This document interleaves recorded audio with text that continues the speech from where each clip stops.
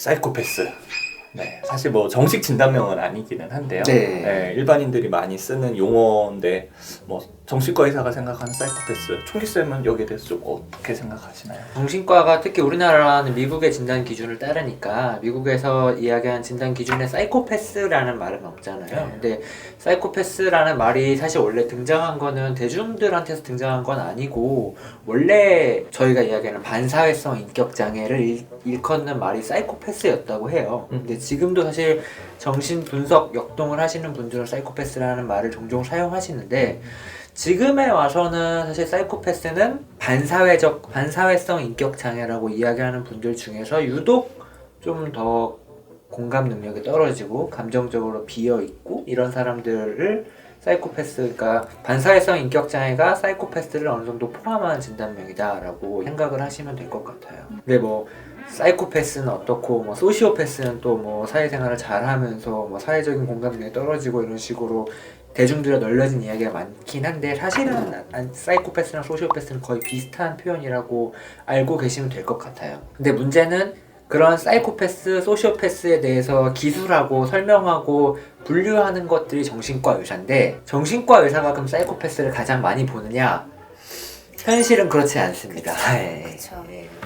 병원에 안 오시죠? 네, 병원에 안 오죠. 네, 거의 보통 이제 병식이라고 표현하는데 그분들은 자기에게 문제가 있다고 생각하지 절대 않죠. 네, 맞아요. 네. 그러니까 뭐 병원에 오실 일이 없으시죠. 거의 없죠. 네. 혹시 병원에 오는 경우가 있긴 한데 병원에 와서 어떤 치료 기록이 필요하다든지 진단 기록이 필요하거나 하면은 올 수 있는데 기본적으로 반사회성 인격장애라고 진단을 한다고 해서 무조건 공감 능력이 제로고 빵이고 그렇진 않거든요. 정도의 차이가 있기 때문에 자기 스스로 좀 불편한 점이 있고 성격적인 부분을 개선하려는 노력이 있는 반사회적인 분들도 있지만 정말 정의상 딱 사이코패스라고 한다고 한다면 진심 어린 정신과적인 치료는 어렵다고 보는 게 맞다고 책에 쓰여 있어요.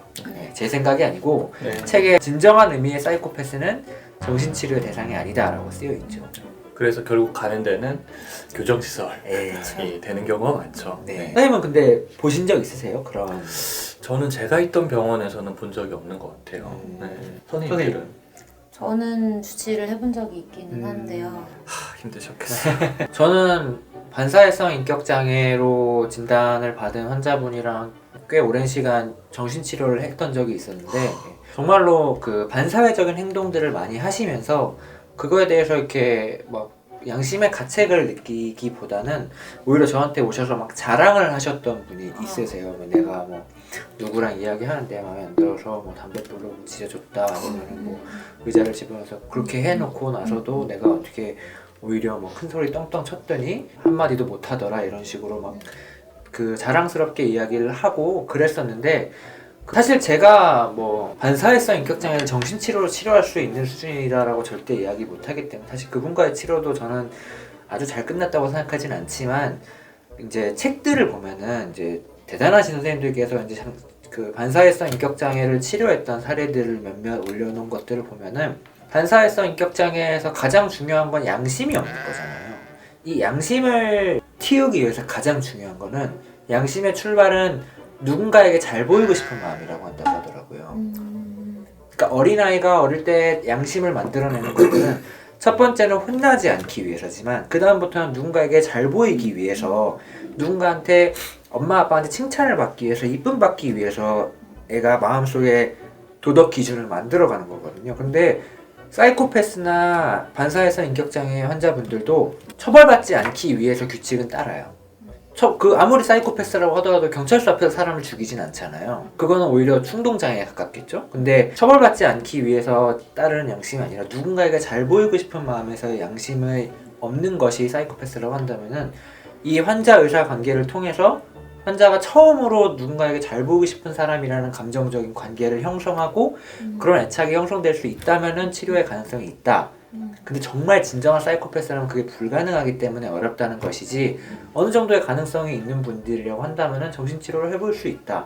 다만 무척 어렵다라고 사실 이제 되어 반사회성 있죠. 인격장애라고 하면 이제 스펙트럼이 사실 넓으니까요. 네, 그래서 반사회성 인격장애라고 해서 흔히들 생각하는 정말 파렴치한 정말 사람을 찔러 죽이고도 뭐 눈물 하나 흘리지 않는 그런 극단적인 경우도 있지만 그렇지 않고 어느 정도의 공감 능력은 있지만 그래도 반사회성으로 분류되는 경우도 있고 그러다 보니까 이쪽 극단적인 쪽은 정말 치료하기가 어려운 것 같고요.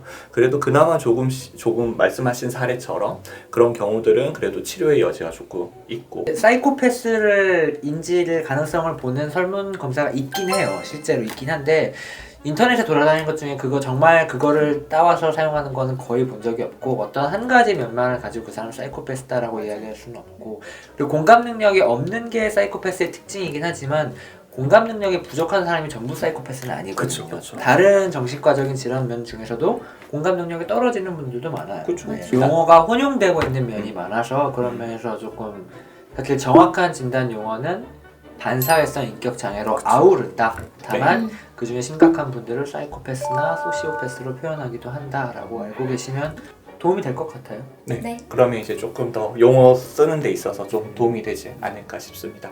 도움이 되셨다면 이번에도 좋아요 구독과 좋아요 눌러주세요. 눌러주세요.